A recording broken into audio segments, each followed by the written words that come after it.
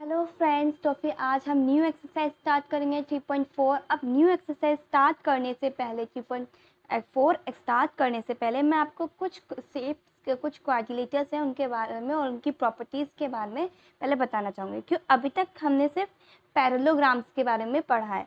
सिर्फ हमने जो अभी तक 3 एक्सरसाइज कंप्लीट करी है उसमें सिर्फ हमने पैरेललोग्राम्स के बारे में थोड़ा बहुत जाना कि पैरेललोग्राम्स की क्या प्रॉपर्टी होती है, उसमें अपोजिट साइड्स कैसी होती हैं, अपोजिट साइड्स इक्वल्स होती है, अपोजिट एंगल्स इक्वल्स होते हैं और उनके डायगोनल्स जो होता है एक दूसरे को बाइसेक्ट करते हैं। अब नेक्स्ट जो है हमारा है रोम्बस।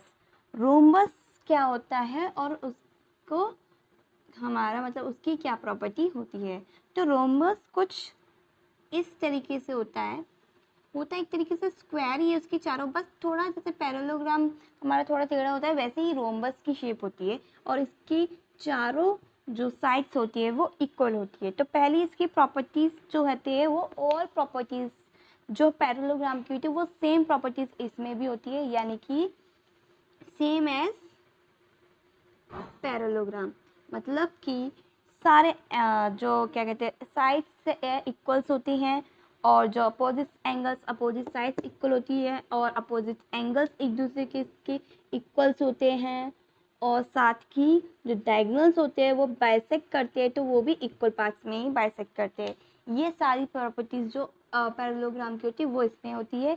नेक्स्ट इसकी सेकंड होती है तो जब डायगोनल्स होते हैं परपेंडिकुलर ईच अदर, मतलब पैरेललोग्राम में क्या होता था कि वो डायगोनल बाइसेक्ट तो करते थे पर जब मिलते थे तो वो 90 डिग्री का एंगल नहीं बनाते थे, वो कोई भी एंगल बना सकते। बट इसमें कंफर्म रहता था कि ये जो है यहाँ पे एंगल बनेंगे वो सारे के सारे 90 डिग्री के एंगल बनेंगे। डायगोनल्स सेकंड प्रॉपर्टी क्या है, diagonals are perpendicular to each other. ये परपेंडिकुलर का साइन है, आपको पता ही होगा। परपेंडिकुलर टू ईच अदर यानी कि परपेंडिकुलर का मतलब क्या होता है कि को जहाँ पे मतलब वो परपेंडिकुलर बढ़ रहा है तो वहाँ पे 90 डिग्री का एंगल बन रहा है। तो ये हमारी एक फिगर होगी रोम्बस की। अब नेक्स्ट है रेक्टेंगल। कौन सी है, रेक्टेंगल। रेक्टेंगल तो आपको शुरू से बचपन से पढ़ा होगा, कुछ और देखते कुछ न्यू अगर इसमें प्रॉपर्टी है। तो पहली प्रॉपर्टी आपको पता है इसके अपोजिट साइड्स इक्वल्स होती है, लेंथ और ब्राइट सेम होती है। दूसरे आपको पता है इसमें जो एंगल बनते हैं यहाँ पे वो कैसे होते हैं, 90 डिग्री के होते हैं। तो सबसे पहले तो इसमें ऑल प्रॉपर्टीज ऑफ पैरेललोग्राम ये भी इसमें सेम एज पैरेललोग्राम होगा। अब पैरेललोग्राम की प्रॉपर्टीज कौन कौन सी थी, एंगल्स इक्वल होते हैं, opposite angles are equal each other, opposite lengths are equal to each other and diagonal bisect each other। ठीक है। अब इसकी सेकंड प्रॉपर्टी होती है कि ईच एंगल, जो हर एक एंगल होता है वो कौन सा कैसा होता है, right angle. Each of the angles is a right angle. Right angle मतलब 90 डिग्री के होते हैं। थर्ड इसकी प्रॉपर्टी है कि डायगोनल्स आर इक्वल। डायगोनल्स कैसे होते हैं, इक्वल होते हैं। डायगोनल्स आर इक्वल का मतलब क्या है, अब आप बोलोगे डायगोनल्स तो सब में इक्वल से, ना बेटा, ये जो लेंथ है ना ये जैसे कि ए बी सी डी, तो ए सी और बी डी किसी में भी अभी तक इक्वल नहीं थे, बट इसमें जो ये डायगोनल्स है ये आपस में इक्वल होते हैं। यानी कि अगर हम बोले अपनी मैथमेटिक्स सेगमेंट्स तो ए सी जो है ए सी इक्वल होगा हमारा बी डी के, यानी कि रेक्टेंगल में ये जो डायगोनल्स होते हैं आपस में वो इक्वल, इस तरीके से भी इनकी लेंथ क्या होती है, इक्वल होती है। ये हमारी रोम्बस और रेक्टेंगल के हो गए। आपका देख लीजिए थर्ड फिगर हमारी किसकी है, स्क्वायर की। थर्ड फिगर किसकी है क्वाड्रिलेटरल में, स्क्वायर के बारे में भी जहाँ तक है आपको थोड़ा बहुत तो पता ही है, इसकी चारों साइड इक्वल होती है। तो देखा जाए इसकी पहली property same as parallelogram, actually all properties इसकी पैरेललोग्राम और रोम्बस और रेक्टेंगल से जुड़ती है। रोम्बस एंड रेक्टेंगल मतलब इसमें तीनों की प्रॉपर्टीज होती है। अब कौन कौन सी प्रॉपर्टीज तीनों की होती है, सबसे पहले इसमें हम पैरेललोग्राम की प्रॉपर्टीज देखते हैं। पैरेललोग्राम में होती है जो अपोजिट साइड्स होती है, अपोजिट साइड्स इक्वल होती है आपस में। तो भाई स्क्वायर है, स्क्वायर में तो चारों साइड इक्वल होती है। तो देखा जाए तो हाँ भाई अपोजिट साइड्स इक्वल होती हैं, अपोजिट एंगल्स इक्वल होते हैं। एंगल्स किसके होते हैं स्क्वायर में? 90 डिग्री के। तो कह सकते हैं भाई चारों एंगल इक्वल रहते हैं, तो ये अपोजिट एंगल भी इक्वल फॉलो करता है, ये भी रूल। थर्ड होता है डायगोनल्स बाइसेक्ट ईच अदर, यानी कि ये जो डायगोनल्स होते हैं वो बाइसेक्ट करते हैं, यानी कि आपस में इक्वल में डिवाइड होते हैं, ये भी होता है। अब रोम्बस में क्या होती है? पहली प्रॉपर्टीज वही तीनों आती है, और सेकंड होती है diagonals are perpendicular to each other, यानी कि इसमें भी स्क्वायर में भी जो डायगोनल्स होते हैं वो 90 डिग्री का एंगल बनाते हैं जहाँ पे मीट करते हैं उस जगह पे। और रेक्टेंगल में कोई न्यू प्रॉपर्टी होती है, वो होती है सबसे पहली each of angle is a right angle, ये भी हमें पता है ईच एंगल क्या होते हैं 90 डिग्री के। और डायगोनल्स आर इक्वल, यानी कि इसके भी जो डायगोनल्स होते हैं वो कैसे होते हैं? इक्वल्स होते हैं, यानी कि AC equals to BD। Okay, तो ये होती है हमारी स्क्वायर की प्रॉपर्टी। अब लास्ट है हमारी फोर्थ जो कोऑर्डिनेटर है वो है काइट। क्या है? काइट। काइट कुछ हमारा पतंग की तरह ही दिखता है, जैसे हमारी काइट ओरिजिनल होती है, तो मैं कुछ ऐसे बनाती हूँ। ये हमारा हो गया A B C D। Kite में क्या होता है? काइट की प्रॉपर्टीज थोड़ी सी डिफरेंट होती है हमारे पैरेललोग्राम से। तो इसमें प्रॉपर्टीज पहली क्या होती है? Diagonals are perpendicular to one another, यानी कि डायगोनल्स जो होते हैं परपेंडिकुलर होते हैं एक दूसरे के, यानी परपेंडिकुलर होते हैं, तो इसका मतलब क्या हुआ कि ये 90 डिग्री का एंगल बनाते हैं। तो पहली इसकी प्रॉपर्टी क्या है? Diagonals are perpendicular to one another, perpendicular to one another.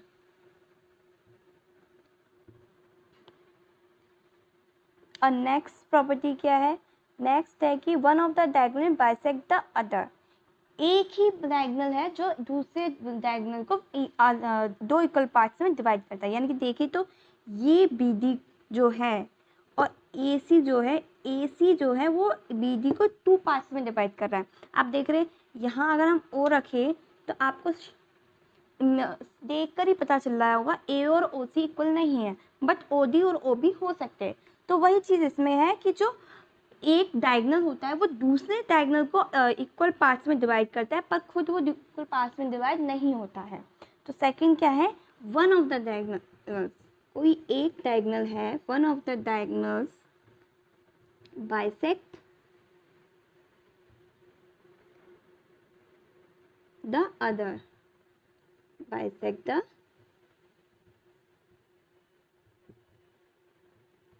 Other. अब थर्ड प्रॉपर्टी क्या है?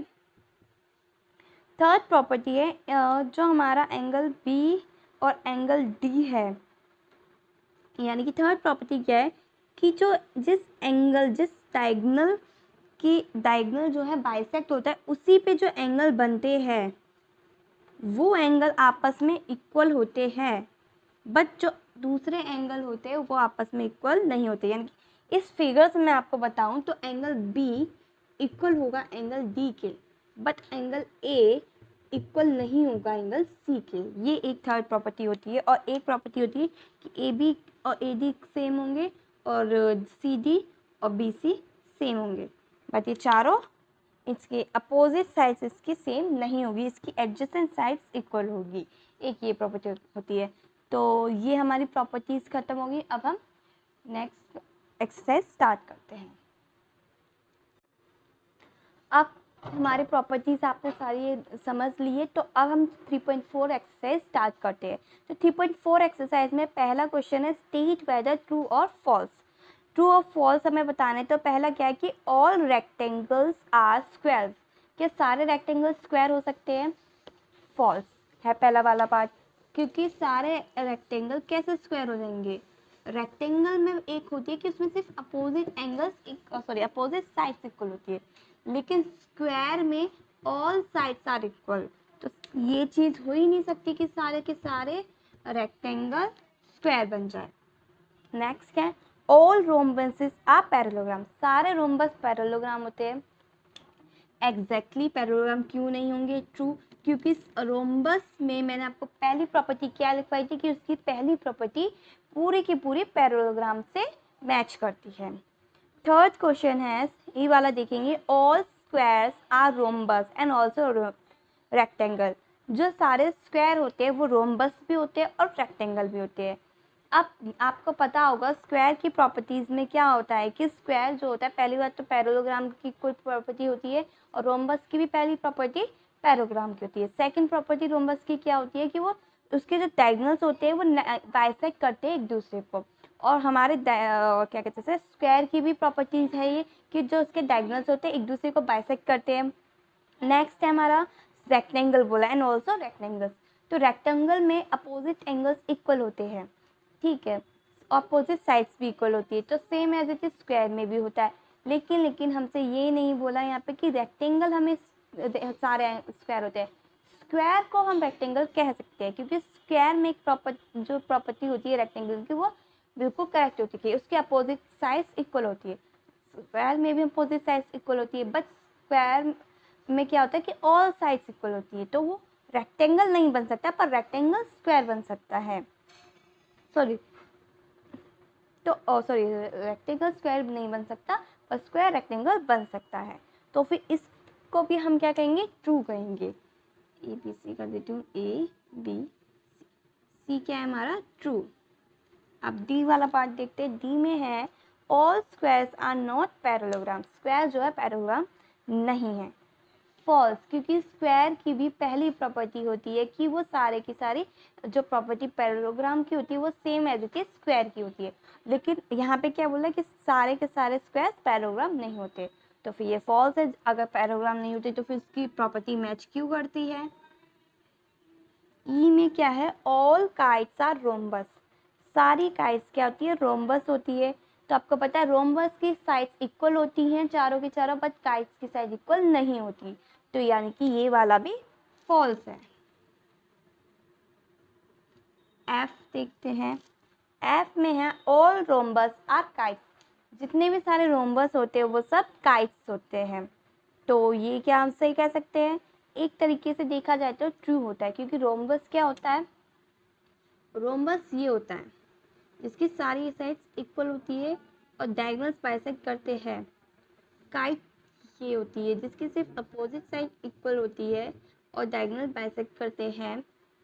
बट प्रॉब्लम क्या है कि पहले वाले में बोला था कि सारी की सारी काइट रोम्बस जैसी होती है, बट इसमें क्या है, कुछ रोम्बस काइट बन सकते हैं। तो देखा जाए तो बन सकते हैं, क्योंकि हमसे बोला है इसमें अपोजिट साइड्स इक्वल होती है। ज़रूरी नहीं है कि इसमें चारों साइड इक्वल भी हो जाए, कभी कभी होता है कि बहुत फर्क पड़ जाता है। और दूसरी चीज, ये जो बाइसेक्ट करते हैं वो 90 डिग्री पे बनते हैं, इसमें भी बाइसेक्ट करते हैं तो एंगल किसके पे बनते हैं, 90 डिग्री पे बनते हैं। तो कहीं ना कहीं रोम्बस काइट बन सकता है, बट काइट कभी भी रोम्बस नहीं बनेगी। तो एफ वाला ट्रू है। एफ वाला क्या है, ट्रू। अब क्वेश्चन नंबर जी देखते हैं हम।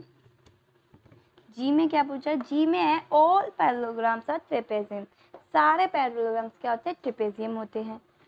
ट्रू कह सकते हैं हम, क्योंकि पैरेललोग्राम और ट्रेपेजियम दोनों की प्रॉपर्टी सेम होती है, तो ये भी हमारा ट्रू हुआ। अब H last, all squares are trapeziums. सारे स्क्वायर्स क्या होते हैं, ट्रेपेजियम थे। तो अभी मैंने बताया था पैरेललोग्राम और ट्रेपेजियम की प्रॉपर्टी सेम होती है।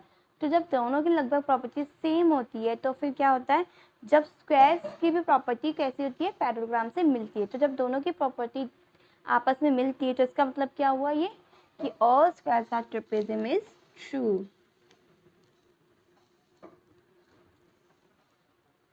क्वेश्चन नंबर 2 में क्या है, identify all the quadrilaterals that have. अब हमें क्वाड्रिलेटर्स बताने हैं, तो पहला क्वाड्रिलेटर के बारे में क्या बोला है कि 4 sides of equal length.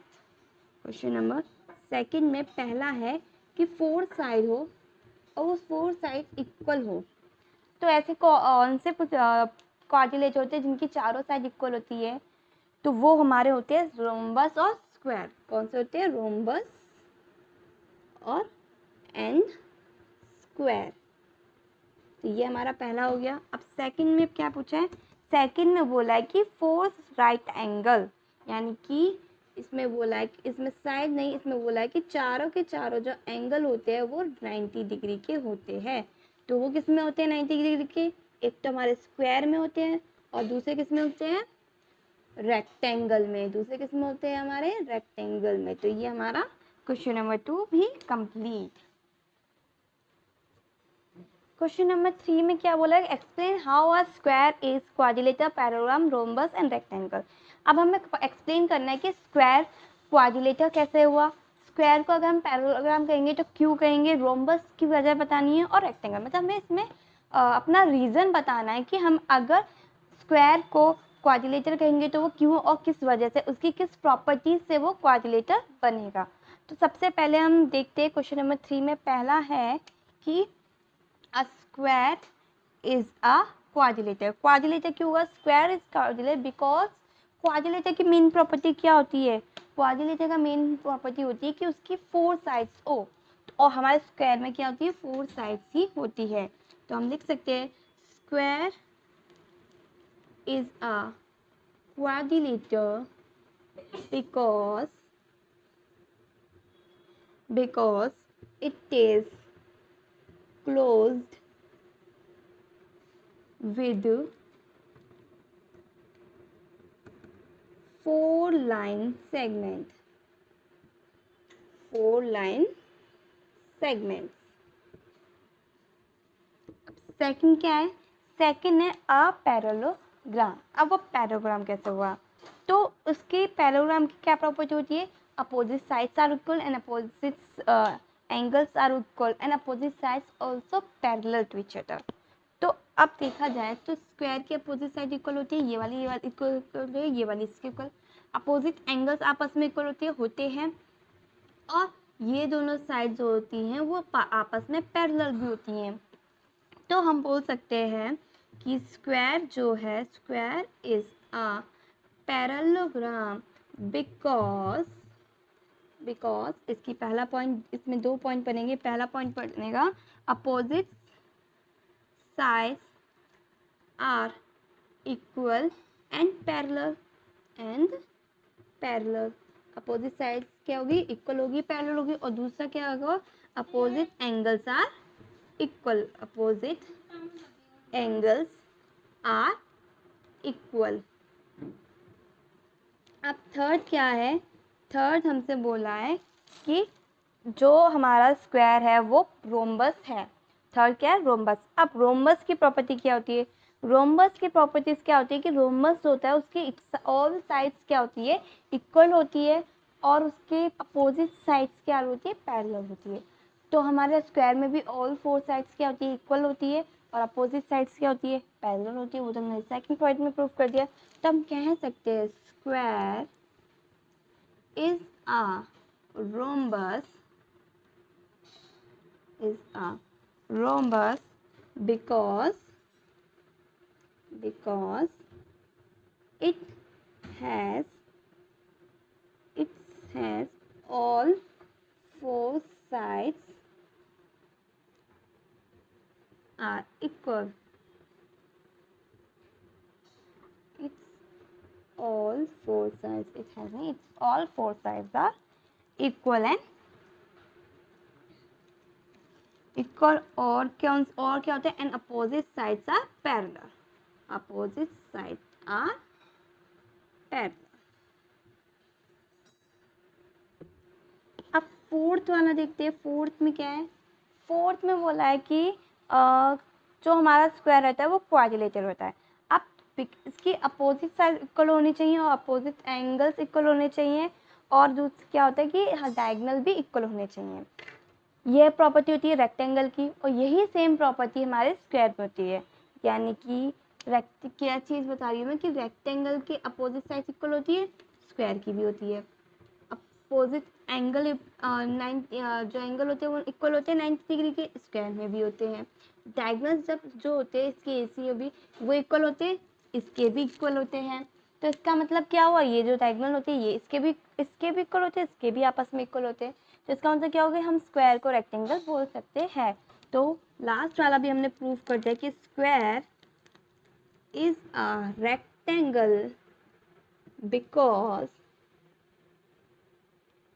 opposite sides are equal and has equal diagonal. और क्या होते हैं? इक्वल डायगोनल होते हैं. और चाहो तो इसमें और जोड़ सकते हो कि and it also have each angle equals to 90 degree. दोनों में ईच एंगल कितने के होते हैं? 90 डिग्री के होते हैं. अब क्वेश्चन नंबर 4 में है name the quadrilateral whose diagonals. अब हमें क्वाड्रिलेटर के नेम्स बताने हैं जिसमें पहला है बाइसेक्ट ईच अदर. किसमें किस क्वाड्रिलेटर में डायगोनल्स बाइसेक्ट करते हैं और किसमें आप perpendicular bisector of each other और आर इक्वल्स. तो पहला वाला हम देखते हैं. क्वेश्चन नंबर 4 का फर्स्ट में क्या बोला है कि जो डायगोनल्स है वो क्या कर रहे हो? बाइसेक्ट कर रहे हो ईच अदर, मतलब एक दूसरे को इक्वल पार्ट्स में डिवाइड कर रहे हो. तो ये देखा जाए तो जहाँ तक हमारे सभी क्वाड्रिलेटर में होता है, यानी कि पैरेललोग्राम में भी होगा. ये पैरेललोग्राम में भी क्या करते हैं? बाइसेक्ट करते हैं. काइट में करते हैं. काइट में सिर्फ एक ही पार्ट करता है तो काइट में हम नहीं लेंगे. रेक्टेंगल में करते हैं. स्क्वायर में भी करते हैं. और क्या होते हैं? रोम्बस में भी करते हैं. और बस यही हो गए. काइट में नहीं करते, बाकी के हमने कर दिया. अब सेकंड वाला क्या है? Diagonals are perpendicular bisect of each other, यानी कि डायगोनल्स जो है पहली बात वो एक दूसरे को इक्वल पार्ट में भी काट रहे हो और दूसरी बात वो 90 डिग्री का भी एंगल बना रहे हो. तो ऐसा किस किस में होता है? ऐसा एक तो रेक्टेंगल में होता है हमारे,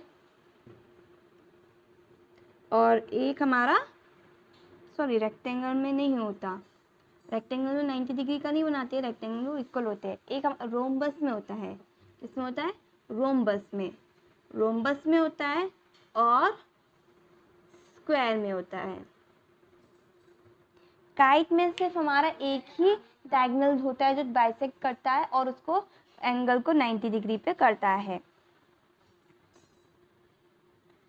काइट वैसे हम लिख सकते हैं, बस काइट में भी होता है, बट हमसे बाइसेक्ट की भी पूछा है तो नहीं आएगा.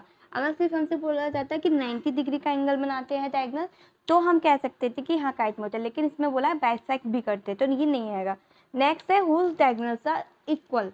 अब डायगोनल्स किस किस के इक्वल है? अभी बताया था जस्ट एक रेक्टेंगल के डायगोनल्स इक्वल होते हैं और एक स्क्वायर के.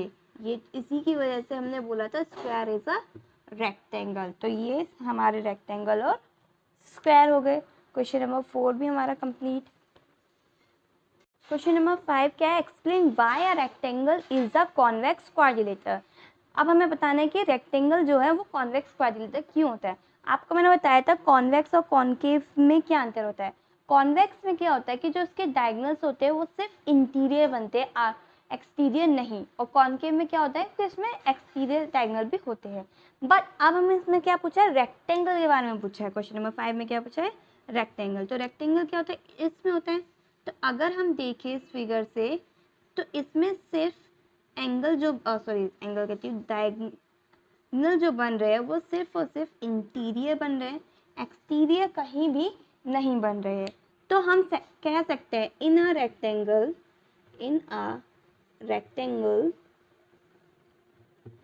both diagonals lie in its कहाँ लाई करते हैं? In its interior. कहाँ करते हैं? इंटीरियर में. अंदर ही है, बाहर की तरफ नहीं है. हैंस यानी कि इट इज अ, ये क्या है? Convex quadrilateral. क्या है ये? कॉन्वेक्स क्वाड्रिलेटर है. तो क्वेश्चन नंबर 5 भी कंप्लीट हमारा.